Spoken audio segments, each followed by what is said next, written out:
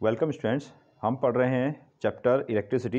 ये class 10th का science का चैप्टर है और लास्ट वीडियोज़ तक हमने इसमें पढ़े थे चार्ज क्या होते हैं और टाइप्स ऑफ चार्जेस क्या हैं, प्रॉपर्टीज ऑफ चार्जेस, और एक आध हमने इसमें क्वेश्चन भी लिए थे ना। तो आज हम चलते हैं इलेक्ट्रिसिटी का जो अगला टॉपिक होगा, दैट इज़ कंडक्टर्स। तो जैसे टाइप्स ऑफ मटेरियल ऐसे कह सकते हैं या कंडक्टर्स। तो डेफिनेशन आपसे पूछी जाएगी कि कंडक्टर्स को आप डिफाइन कीजिए। तो कंडक्टर्स का क्या मतलब है? तो सिंपली आप ये कह सकते हैं कि जो मटेरियल क्या करते हैं, चार्ज को ले जाने में कामयाब हैं या जो चार्ज को ले जाते हैं उनको हम क्या कहेंगे? कंडक्टर्स कहेंगे। या जिनमें से इलेक्ट्रिसिटी जा सकती है उनको हम क्या कहने वाले हैं? कंडक्टर्स कहने वाले हैं, ऐसा कह सकते हैं। तो इनकी डेफिनेशन हम लिखते हैं द सब्सटेंसेस, इसमें लिखिए द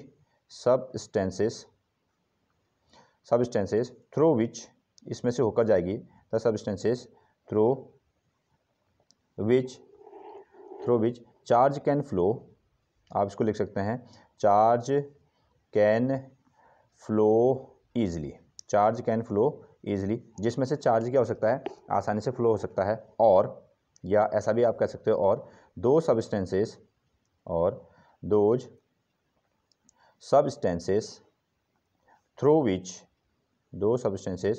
थ्रू विच जिसमें से होकर through which electricity can flow, electricity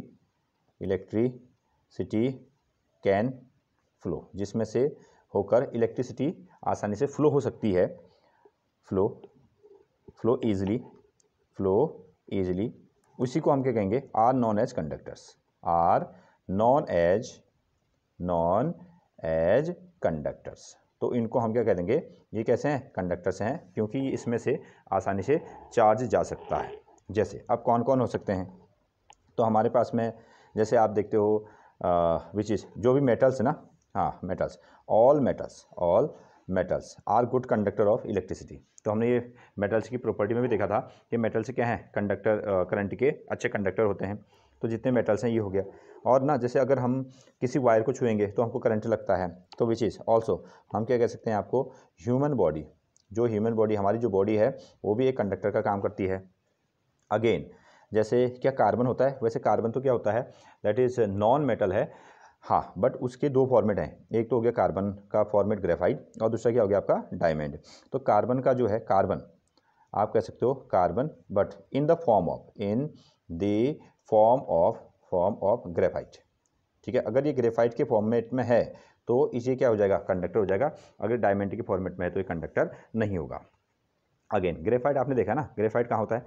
जो ड्राई सेल्स हैं, ड्राई सेल्स के बीच में एक स्टिक लगी रहती है, उसको हम क्या कहते हैं? ग्रेफाइट कहते हैं। अगेन पेंसिल आप यूज़ करते हुए आ रहे हैं, तो पेंसिल में जो पेंसिल की नोक है जो किससे बनी है? वो भी ग्रेफाइट से बनी है। तो एक तरीके की मटेरियल हैं जो कि चार्ज को ले जाने में काम आते हैं और जो अपने से चार्ज को जाने देते हैं या जो अपने से करंट को जाने देते हैं उनको हम कंडक्टर कहते हैं। नेक्स्ट वन, दूसरी प्रॉपर्टी होगी आपकी, दूसरा कहते हैं हम लोग इंसुलेटर। तो ये इंसुलेटर से क्या है? इंसुलेटर्स बिल्कुल इसके अपोजिट चलेंगे ना, विच इज इंसुलेटर्स, ये इसके अपोजिट चलेंगे ना। अब इनमें से जो होगा चार्ज आसानी से फ्लो नहीं हो पाएगा। तो आप कह सकते हैं the substances through which, definition में लिखिए the substances through which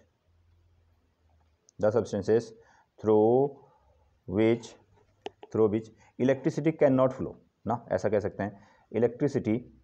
electricity can not flow easily, जिसमें से आसानी से करंट फ्लो नहीं हो सकता है, flow easily, are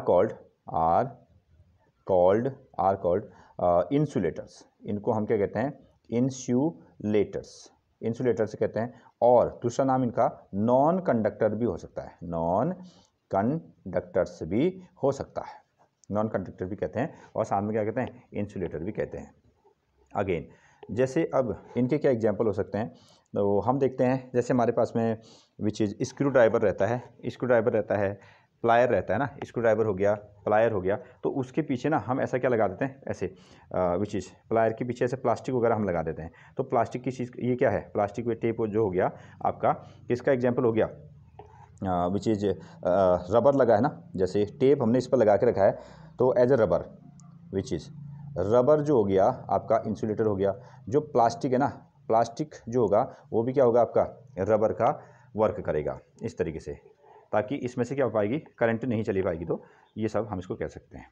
so next topic हमारा है that is types of electricity. तो इलेक्ट्रिसिटी कितने टाइप की हो सकती है, तो ये स्पेशली 2 टाइप की होती है। तो हम इसको क्या कह सकते हैं, 2 टाइप्स की हमारे पास में इलेक्ट्रिसिटी मिलेगी। फर्स्ट ऑफ ऑल एक को हम क्या कहेंगे, स्टैटिक इलेक्ट्रिसिटी। अब स्टैटिक्स जो वर्ड है इसका क्या मतलब है, इट मीन्स जो भी ऑब्जेक्ट है वो रुका हुआ है, लेकिन यहाँ आपको इलेक्ट्रिसिटी क्या बनती है, जब चार्ज चलता है तो उसको हम इलेक्ट्रिसिटी कहते हैं। तो यहाँ चार्ज क्या होंगे, जब रुके हुए होंगे तो वो जो करंट बनाएंगे उस करंट को हम स्टैटिक इलेक्ट्रिसिटी या स्टैटिक इलेक्ट्रिसिटी कहेंगे। ओके ना, चार्ज कैसे होंगे, स्टेशनरी होंगे। तो डेफिनेशन में आपके लिखने वाले हैं the types of electricity in which they, ऐसा आप इसको लिखोगे, the types of electricity in which, जिसके अंदर में, types of electricity in which charges remains at rest ना, चार्जेज रिमेन्स एट रेस्ट। जब चार्जेज क्या होंगे, रेस्ट में होंगे, उस वक्त जो इलेक्ट्रिसिटी बनेगी उसको हम क्या कहेंगे, स्टैटिक इलेक्ट्रिसिटी कहेंगे। Now rest which is non as static electricity. तो अब इसको आप क्या कह दोगे, non as static electricity, which is named as non as static electricity.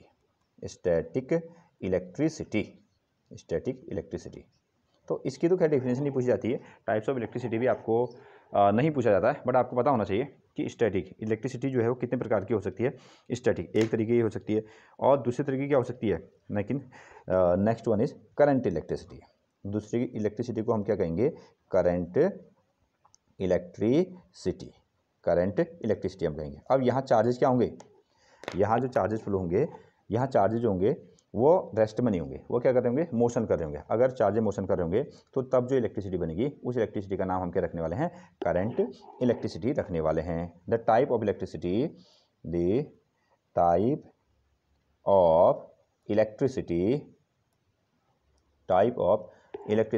In which charges, जिसके अंदर में charges remain in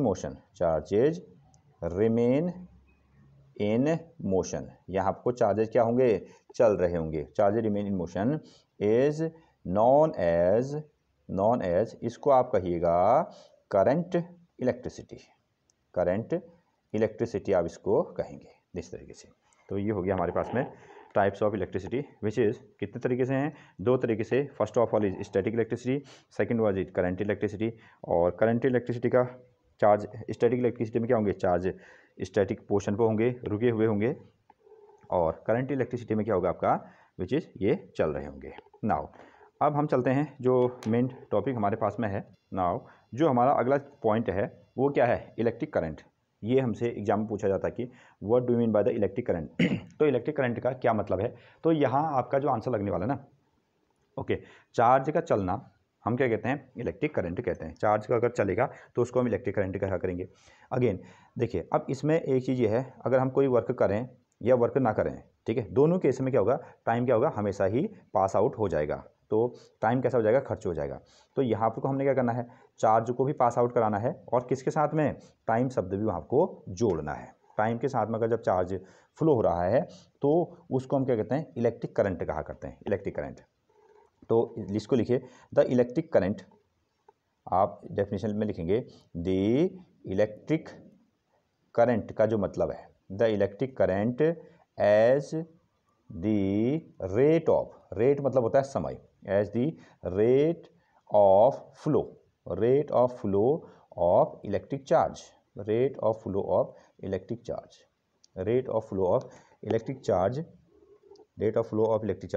through a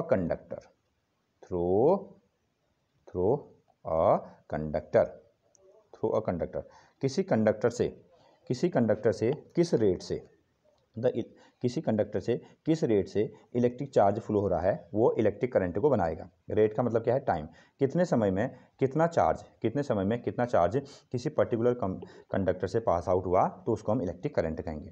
तो जैसे एक कंडक्टर को अगर हम सोचेंगे, एक हमारे पास में वायर है ना, तार अगर हम उसको मैथमेटिकल फॉर्मेट में देखेंगे तो एक तार को आप कैसा फिगर समझ सकते हो, अगर मैथ्स के किसी फिगर के साथ अगर हम उसका कंपैरिजन करेंगे तो कैसा फिगर बनाएगा, वो आपका एक सिलेंडर जैसा फिगर बनाएगा। यानी कि जो तार है, जो कंडक्टर है, कंडक्टर की जो इमेजिनेशन हमारे पास में है वो कैसी है, वो आपके सिलेंडर जैसी है। अब इसमें इलेक्ट्रॉनों का चलना क्या कहलाता है, कंडक्टर विच इज इलेक्ट्रॉनों का चलना ही करंट बनाती है। तो मान लेते हैं हमारे पास में ना बहुत सारे इलेक्ट्रॉन्स हैं और ये क्या कर रहे हैं, अब ये इलेक्ट्रॉन्स जो हैं चार्ज कैरी किए हुए हैं। तो जो चार्ज चलेगा पर्टिकुलर टाइम में, जो एक पर्टिकुलर एरिया से एक कंडक्टर से जो चार्ज चलेगा वो क्या बनाएगा, आपका इलेक्ट्रिक करंट बनाएगा। उसको क्या कहेंगे हम लोग, इलेक्ट्रिक करंट। तो सिंपली रेट ऑफ चेंज ना, ठीक है, rate of flow of electric charge through a conductor, समय के साथ में जो चार्ज चला वो इलेक्ट्रिक करंट है ना। एक कहानी आई। अब जो इलेक्ट्रिक करंट है उसको दिखाते किससे हैं, तो again it is denoted by I. तो आप इसको ना किससे दिखाओगे, आई से दिखाओगे, या तो स्मॉल आई और आप चाहो तो इसको कैपिटल आई। तो इलेक्ट्रिक करंट के लिए हमने जो सिंबल बनाया वो क्या बनाया, आई बना दिया ना। इलेक्ट्रिक करंट के लिए जो सिंबल है वो आई है। अब इसको थोड़ा सा हम फॉर्मुलेट करते हैं। तो इलेक्ट्रिक करंट का सिंबल आपने देख दिया, कितना आई देख दिया। तो यहाँ हम देखते हैं चार्ज फ्लो हो रहा है ना, चार्ज। तो चार्ज को हम कैसे दिखाते हैं, हमने कहा लेट क्यू क्या है, लेट क्यू चार्ज है, Q charge flow through the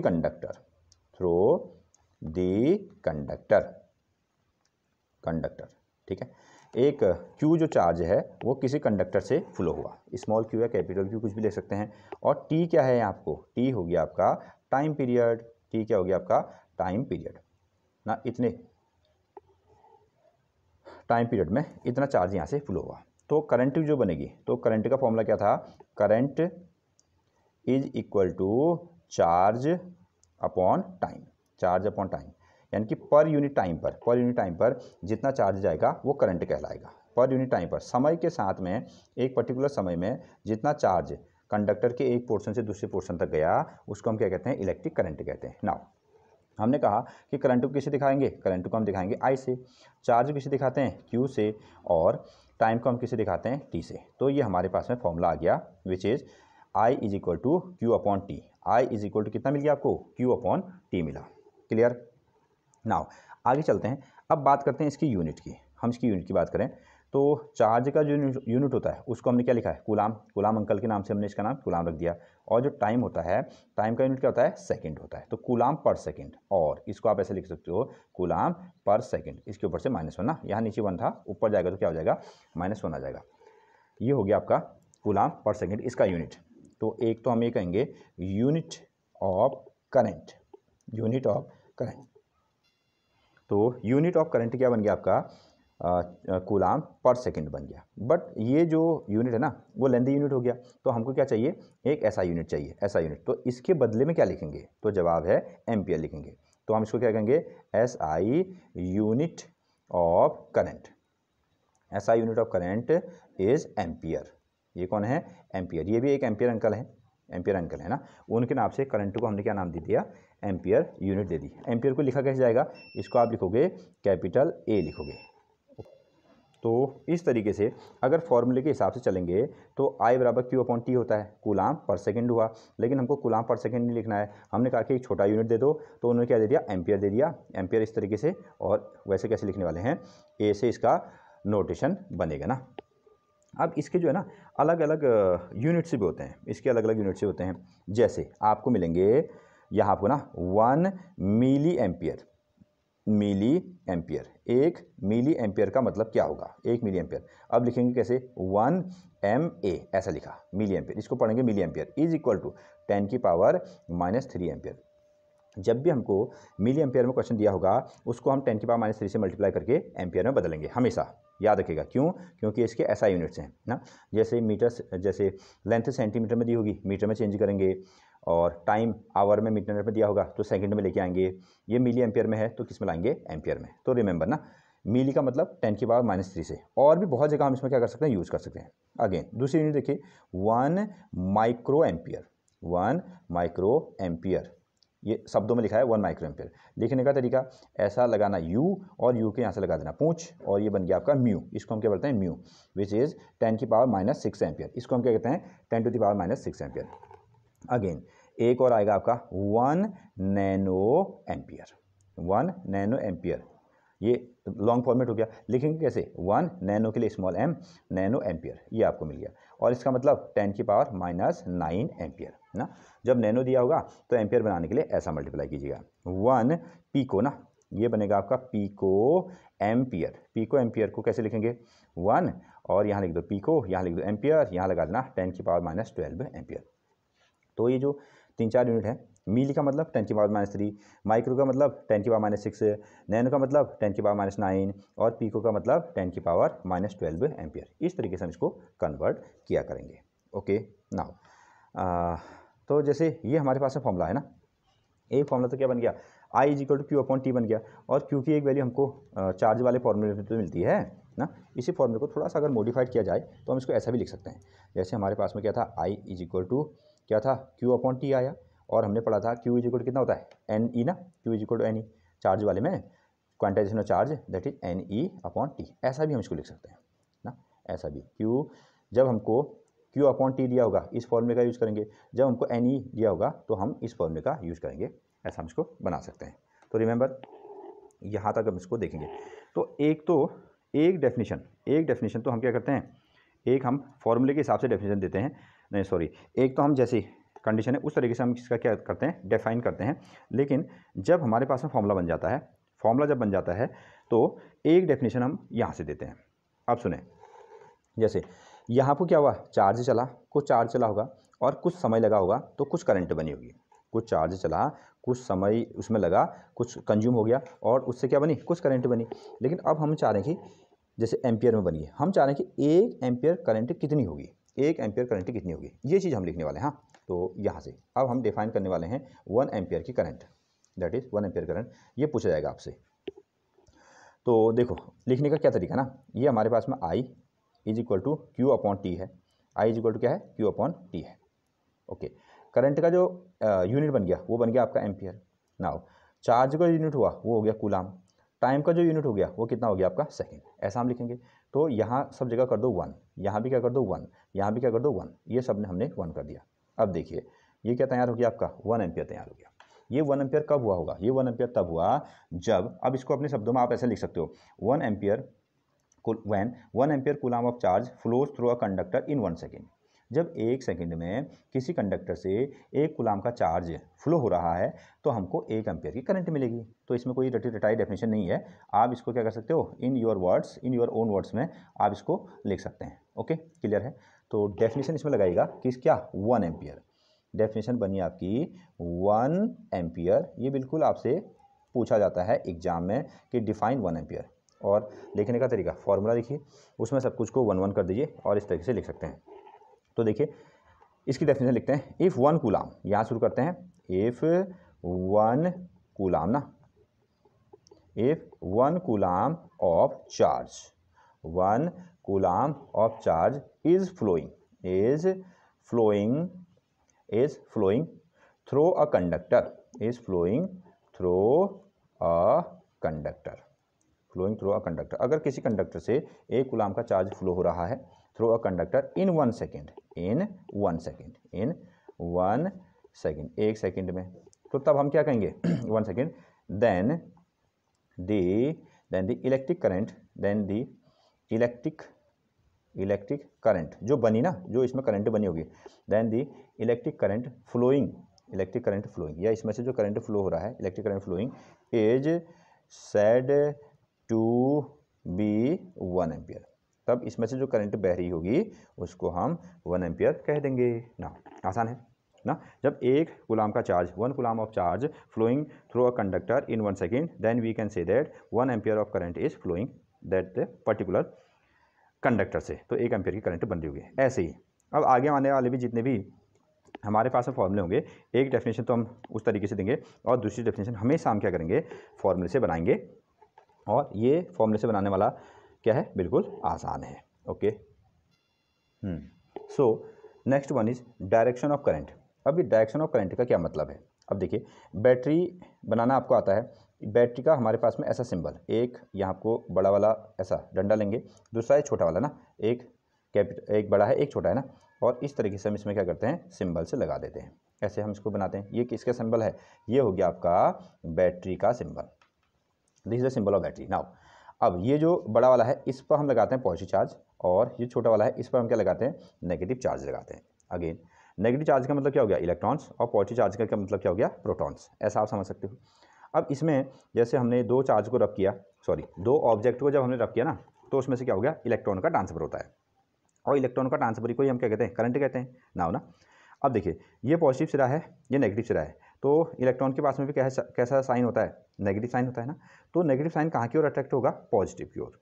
जाने का काम किसका है, केवल इलेक्ट्रॉन का ना। तो इलेक्ट्रॉन के पास में नेगेटिव चार्ज है, तो चलकर कहाँ जाएगा, वो चलकर जाएगा आपका पॉजिटिव की ओर। अगर यहाँ आपको हम डायरेक्शन ऑफ इलेक्ट्रॉन कहेंगे, तो कहाँ रहेगा, इधर से इधर की ओर, इधर से इधर की ओर। लेकिन अगर हमको करंट बनानी होगी, तो करंट की डायरेक्शन हम कहाँ दिखाएंगे, इधर की ओर, करंट की डायरेक्शन इधर की ओर। This is the conventional current. ये हमने एक रूल बना दिया सिंपली। तो करंट की डायरेक्शन कहाँ हुई, तो हमारा जवाब जो होगा, opposite to the direction of electron. जहाँ की जिस डायरेक्शन में इलेक्ट्रॉन जा रहे हैं उसकी उल्टी डायरेक्शन पकड़िए, वो डायरेक्शन किसकी होगी, करंट होगी। क्लियर है? फिर से एक बार, ये हो गया पॉजिटिव सिरा जिसके पास में प्लस चार्ज हैं, ये है नेगेटिव सिरा जिसके पास में क्या है, नेगेटिव चार्ज मतलब इलेक्ट्रॉन्स। तो पॉजिटिव तो चल नहीं सकता, कौन चलेगा, नेगेटिव चलेगा। तो नेगेटिव यहाँ है, तो यहाँ से कहाँ जाएगा, वो इधर की ओर अट्रैक्ट होकर जाएगा, इधर की ओर चला जाएगा।